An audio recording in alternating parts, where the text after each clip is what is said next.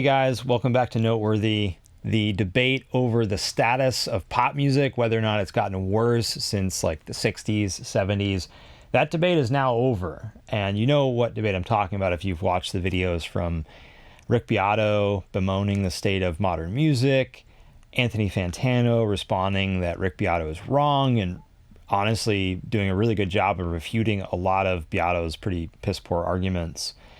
But I did something kind of crazy because I think Fantano is right that Beato's pretty selective about how he goes about comparing old versus new. It's like, well, the stuff that he remembers because it was actually good and it stood the test of time, he compares that stuff to whatever happens to be charting today without any real cognizance of the fact that there was lots of terrible music made way back then that nobody really remembers anymore.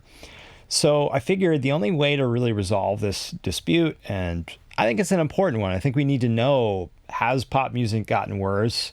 A lot of people might not care, but for me it's really interesting because, well, if there's still lots of great music out there, but it's no longer the stuff that gets popular, why is that? What does it say about our culture and the music industry and the way that music is distributed today? And is there anything that we can do with regard to it? Is there anything that we, musicians, producers, listeners, just everybody can do to really change how that goes? So I did something kind of nuts. I created a playlist of every Billboard top 10 song from 1960 through 2023, plus all of the Billboard number ones for 2024 so far. And I also cataloged all of the lyrics for every one of these 660 plus songs. And I listened to every single one and I analyzed it on a number of different factors. I'm going to share my playlist with you guys, by the way. So if you're interested, check out the show notes, or you can just click this QR code. But it became very apparent in listening to these 660 plus songs that indeed pop music has gotten worse. And I'm not just stating a subjective opinion here. I think if you go and check out my video, What is Good Music? I lay out there what my criteria are for judging good and bad music. And this is something I don't think any of the other music critics are really doing. It's just like, well, if you get it, if you resonate with my takes on music, then, maybe you should continue watching me. If you don't get it, then, whatever, for those who understand, no explanation is necessary. For those who don't, none is possible, kind of thing. And I think this really lends a lot of credence to the view that music and music appreciation, what we like in music, it's all just subjective. I don't think it is, though. I think, it's certainly contextual, and I lay all this out in that video. So if you're interested in what sorts of criteria I was using to evaluate music as I went through this playlist, check that out. So in going through this, I think that I actually located the exact day the music died, and it was long past the beautiful Don McLean song. It wasn't that one, and it was quite a bit later. But if I just told you what day the music died, you wouldn't really believe me, and it wouldn't really mean much to you because you wouldn't really understand the whole trajectory of the history of pop music the way that I now do, having freshly listened to every top 10 Billboard song from the past 63 plus years. Give me a whole new sort of perspective on that trajectory. It started out really fun. There was a lot of duds in there too, but it started out fun, as you might think the whole thing would have been.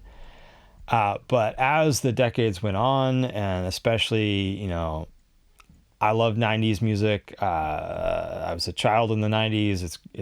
But gosh, the pop music of the 90s, that really had me tearing my hair out. And it just got more and more of a slog as the years and decades went on. Now, I'm not saying that, music literally died and there's no good pop music today. There's certainly good music, of course. No one's making that pretty dumb argument. But even within pop, there's still good music, and there's good music across the various criteria that I used to analyze this playlist as I went through it.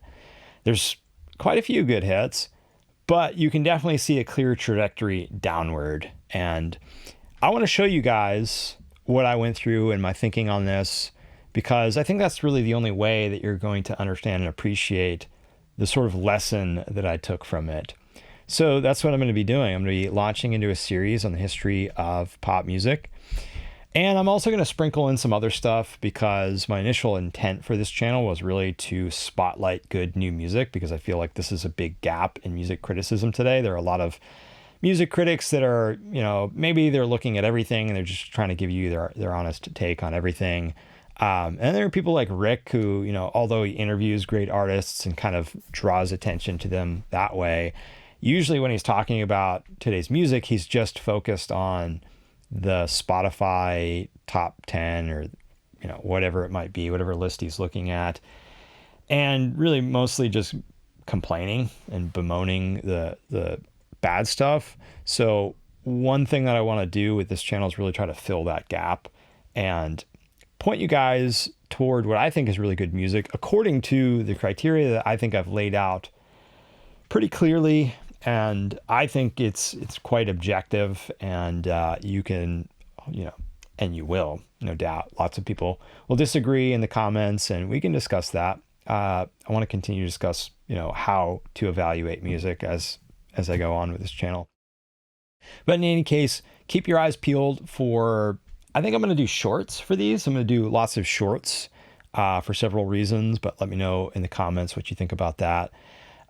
Just maybe taking like a year at a time and talking through like quick evaluations of all the top 10 songs for that year.